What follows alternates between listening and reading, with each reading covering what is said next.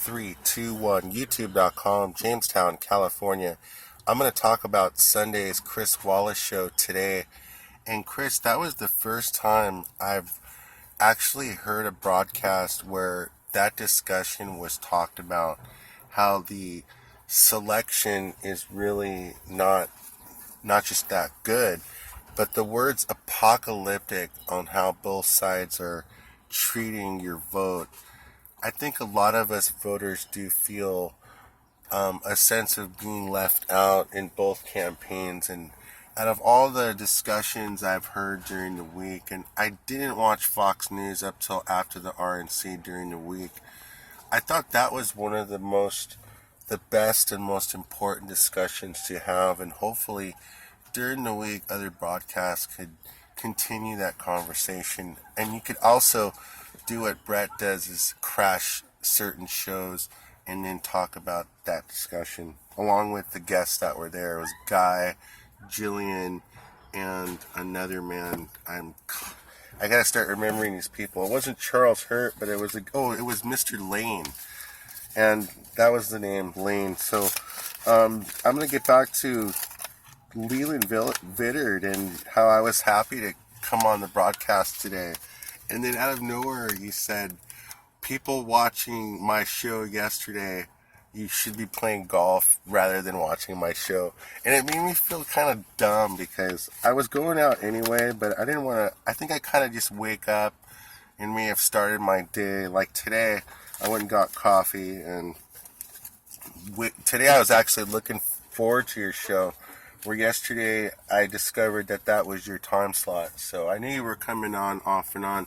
So what I also request is maybe during the week that you, Leland Vittard, crash other broadcasts, including the Fox Night broadcast, where Shannon's been very nice to you. You get quality airtime on that broadcast at 8 p.m. So other than Dan Bongino, I think I'm okay right now, because Chris Wallace, that is what I wanted to hear. And, these cities going down like Portland, it's just questionable because, when we're younger and we hear about the LA riots and we're told about it through our peers or our parents, the first thing that, they talk about is the National Guard coming in. And that's how it's kind of ended. That's a large city. So I just can't understand how a city could go almost 100 days. And then what happened yesterday is it's just wrong, in my opinion.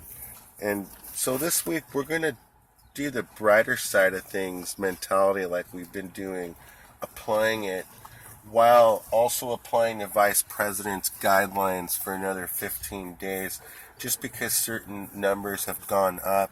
And although I feel as if we're getting better as a whole with herd immunity, or I don't know, whatever that's called, I just think that up till after Labor Day, I'm going to continue to try to stay inside as much as I can. I'm going to work during my lunch and dinner hours, and then go out during when I have to go out. But my hours usually are lunch 12 to 2:30, and then I get home, I'll take a shower, and then I'll get ready for the 3 and 4 o'clock broadcast. Sometimes I work an extra hour during lunch because I might be in another city, and then I'll come back to the broadcast. I'll go to work at 5:30 and then come back about 8:30 and then watch the broadcast at nighttime. That was my normal schedule. But the heat I don't like driving when the weather is after a certain amount of degrees. And last year, after beating my car down with that heat, I had to get an auto repair to replace my water pump.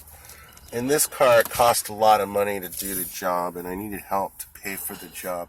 So I did get a 3-year warranty on that job, and my car's ran better ever since, like a new car. That's why I keep this car, number one. Number two, it's small because of parking. Number three, I was ready to buy a new car, but then all this happened. So buying in my consumer confidence just isn't where I want it to be before I commit to another auto loan, especially. And also, I'm happy of the location of where my residence has been or is currently for the last year and a half, almost going on the next 2 years. So the combination of staying safe, you could probably hear these people doing their cans and bottles. See, what I just did was I just changed my cans and bottles, and I just went and got a few bucks for gas money. So I'm going to go buy a gallon of gas, and I'm going to go work. So hopefully I could turn this a little less than $3 into a call that's worth $15, and that'll be my first hour.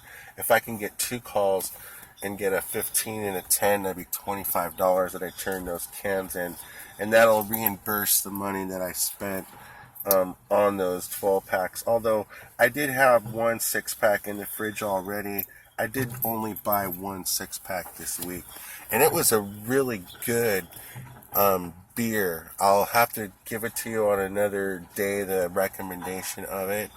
So I'm just going to go by the brighter side of things concept, and not just while I tune in or don't tune in to Fox News, but while I live my life and work and everything. So I'm going to have to not be... I want to also point out that a lot of those videos that I've done before, or the radio show that I do online, that's online, on the Cal Jameson channel, Jamestown, California, or Calif, that's an act. It's an act. It's a show that's more of an act. It's not a mean Chris Hahn act, but it's an act where I want to go a little bit beyond the limits and discuss certain issues without people understanding that, hey, sometimes you gotta be... Soft talk is just gonna get you only so far. Sometimes, when there's certain issues like the Portland at 100 days, you need to speak out in a higher tone or opinion.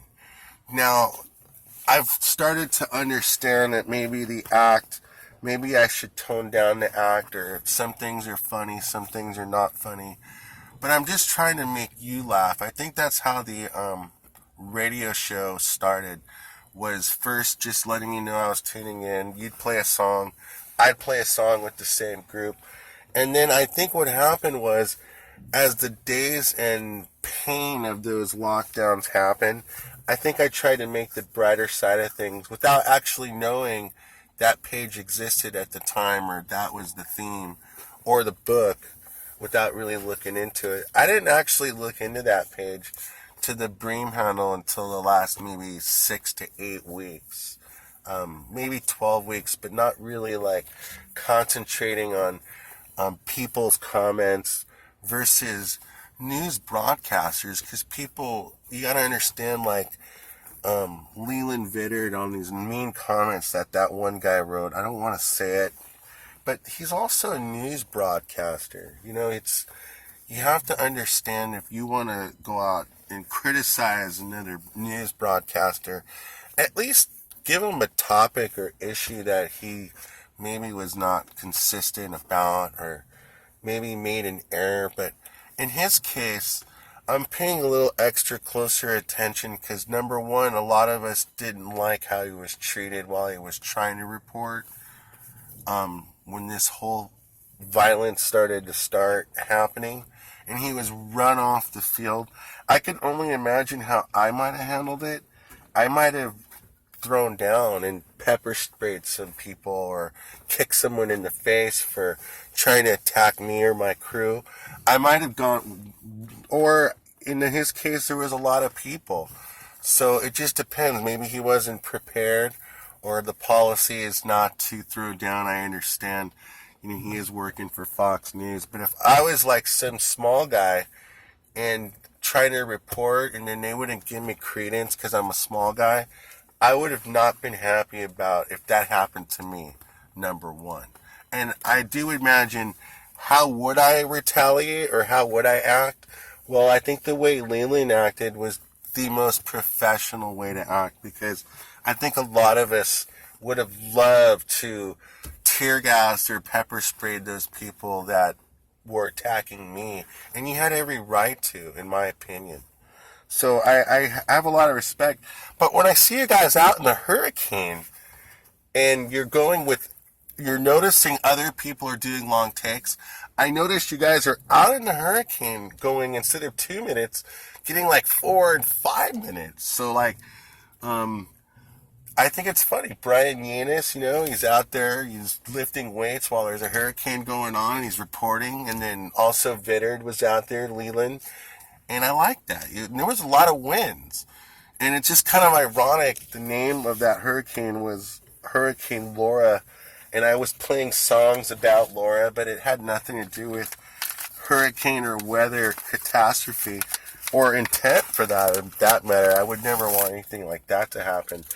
Those songs about Laura were about Laura and the angle, just to make her laugh. That's another thing, is sometimes in the beginning, especially before I started to get rolling, I was doing that music show because it's so boring. Maybe you guys would like the music because maybe you thought it was boring also, and it might have helped you get through it during those rough days. And Brett, you are the one that pointed it out the most, that we are one day closer of getting through this.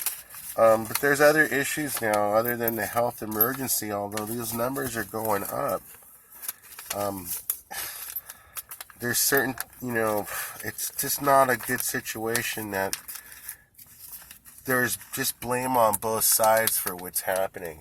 And in the 60s, in the LA riots, the National Guard went in. Democrats were in charge. I'm not sure who was in charge of the cities, but it's a lot different today than in the past. But I think in Portland's case, the National Guard is the only solution. First, you would have to ask the people to leave, and then you would have to put a curfew like 8 o'clock, and then if there was people starting to get a little overdoing it, that's when the National Guard would be able to come in and start arresting people. Do people really want to be arrested out there protesting when your protesting obviously hasn't made a difference? Because this whole dislike on both sides continues. And the issue in the George Floyd situation was police reform. And because of all this protesting and violence and people's businesses getting crushed during a national emergency, while business has already been destroyed in a capacity of maybe half or 60%, you're adding to it in those economies. You're also making it hard to vote in those cities. And that's a big county or city. That how are you going to vote when all that's happening? Or how's the legitimacy of the vote? I'm going to get into my last topic, and that is the post office and how the Democrats, seems okay to have the post office as the only voting booth. The only voting booth. In the sports arenas now are being talked about of getting people to go in and vote. And that's what needs to happen. The government needs to appropriate money for a whole new voting system. So this debate ends. There could be some mail-in voting at 25%. You need to get it all done in a 30-day span. You can't just rely on one day or a day and a half. I wrote about that in the State of the Union in Our Democracy and Socialist America, the media versus the media. I wrote about that. That voting needs reform, and some voting that's currently happening, I can't understand how the government was allowing it in that fashion. It just shows either they don't care about voting or they're taking advantage of a broken system. And, as a patriot, I wrote about that in 2006, 2007. And voting, there's a lot of elements of it. I don't think the post office should be 100 or 99% of the whole load of all 300 million people. It's not fair to the post office workers, number one. I mean, what if a person were to go in there, a domestic criminal, and raid a post office or raid multiple post offices and put a life of a postal worker who shouldn't be involved in the mix with voting and politics and in the middle of the barrier as a security guard? It's just not right to me. There should be different ways that we're voting, and the government should provide the money that they were going to give to the post office. I would say just 25% would do. Billions, if they're going to give 25 billion, I think 5 million would be sufficient for all the counties to use that money to make their registrars more safe and also more voting booths and polls. I'll give you an example. For me, I would have to, if I want to go to my registrar, I would literally have to drive to Santa Ana if I want to do my vote in person. Maybe they could open up Anaheim and Buena Park and Fullerton and have multiple stations in the county, get our votes recorded with a ID, a number. That way you could track your vote, and all the votes can actually be tracked of all the registered, and then the ones that are going to register. There's a point where you cannot register after for this election, I'm sure, and you have to give that timeline. But to have multiple or people that are not even around ballots or people without IDs, it's just not the way to do it. I'm going to leave my take at that. I hope you enjoyed that broadcast. I'm going to get to work right now, although I do consider what I'm doing online work as training for possible work down the line. So that's why I continue to engage. But like I said, I don't think it's fair that the media is missing a lot of the news information that's happening. And up till what I saw Chris Wallace today and the weekend report, they get criticized by the administration. I think the weekend report on Fox did a really good job, an exceptional job this weekend. And that's Christina and all the other people that were Jackie on the broadcast for the yesterday and today, and Sean, Brian, I'm not related to the Sean, and all the broadcasts. And I appreciate the red hot sauce outfit I saw today by your partner. And I'm going to leave it at that. And I appreciate thanking me, because that's right when I turned on my channel, was at the end of that broadcast before Leland bittered. And that was how I started my day. And that's a nice way to start my day. So I'm going to go to work. Thank you very much. That's the youtube.com, Jamestown, California. On Twitter, Jamestown Caliph. That's also on Twitter, Michael Jameson A with the big A. Thank you.